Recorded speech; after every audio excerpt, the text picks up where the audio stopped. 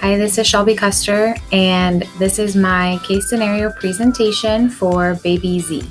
Baby Z is a 3-week-old infant in the NICU. He was born at 27 weeks gestation. After a short period of CPAP, he is now on only 24% flow of supportive oxygen. He is getting continuous tube feed and is showing a steady weight gain. He has no history of apnea before today, where he had 2 episodes of apnea. The day shift nurse reported to me that he was sleeping a lot, and the mother noted that he was not as alert as normal. During my assessment, I found that he was very tachypnic, breathing at 75 breaths per minute. He was also showing signs of regurgitation of formula.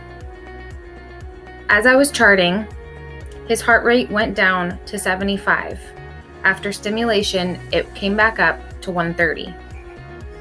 I checked breath sounds, and they showed to be equal and clear. He has diminished muscle tone and a mottled color. His abdomen is soft and non-distended. As of right now, my action is to increase the O2 to 28% flow of support. After doing my own assessment, after receiving report from the day shift nurse, I now need to talk to my charge nurse and let her know what's going on with Baby Z. So this is my charge nurse, Bonnie, and I'm just going to tell her a little bit about Baby Z.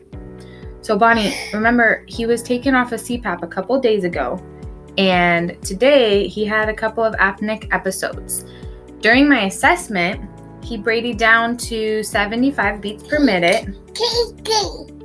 Yes, we're going to have cookies after this in the break room. He showed a little bit of regurgitation, but everything else looks normal, okay? Okay. So what I want to do is I want to page the neuro or the pulmonary intensivist and see if maybe we can get him back on CPAP before he needs to be intubated. No. I know, that would be so bad. Does that sound good?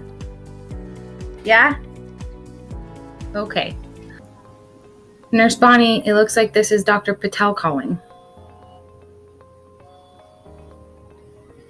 Hello?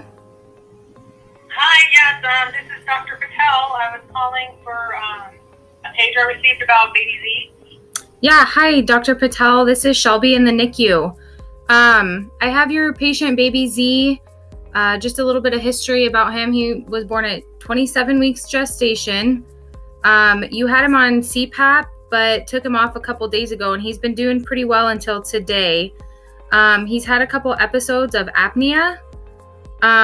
He looks pretty good otherwise. About 30 minutes ago when I was doing my assessment, his respirations went up to 75 and his heart rate bradyed down to 75, but came back up with stimulation.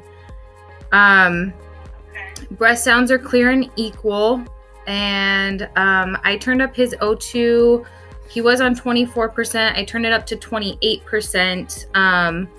Right after the episode. But what I was wondering is if we could maybe get him back on CPAP before he declines any worse. Oh, okay. So what are his oxygen saturations? Right now they're showing 95%. Okay, well, let's start caffeine therapy at 10 milligrams a kilogram IV 4 times a day. Okay. If that doesn't improve his condition by midnight, you may restart the CPAP at the same settings he previously was at. Okay. So what I heard was to start caffeine therapy at 10 milligrams per kilogram 4 times a day. And if that doesn't get better by midnight, to restart the CPAP. Correct? Yes. Okay. That's correct. Sounds good. Are you able to write the order for me? Yes, I can. Okay. Thank you so much, Dr. Patel. Okay, call me if this condition worsens or if you need anything else. Okay, I will.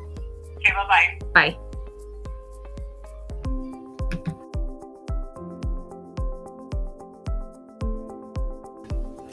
So Baby Z has what's known as apnea of prematurity, and this is really normal in babies that were born before 35 weeks gestation. So what happens is that the baby either stops breathing for 15 to 20 seconds or the heart rate drops below 80 beats per minute. And usually after about 20 seconds, the baby will start breathing on its own, but sometimes stimulation is needed, which is what happened with this scenario when baby Z braided down to 75 and I had to stimulate him to bring his heart rate back up. So in the scenario, the doctor requested to start baby Z on caffeine medication. And what this does is this stimulates the central nervous system, just like caffeine with any person, and it helps the baby not have apneic episodes. So what the caffeine does is it stimulates the heart to keep beating and the lungs to keep breathing. So the SBAR, I think, went pretty well altogether.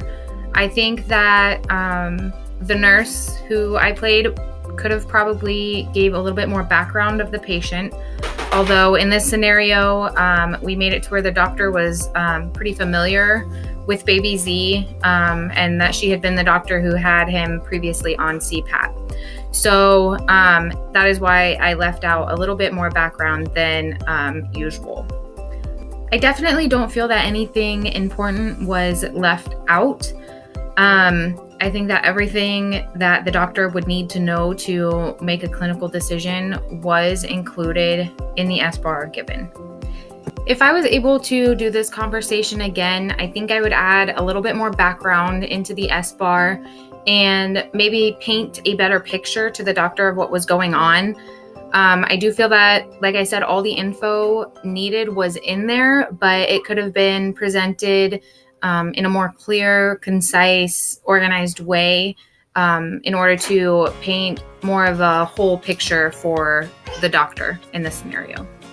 So this is the end of my presentation. I really hope you enjoyed watching, and I look forward to your feedback. Thank you.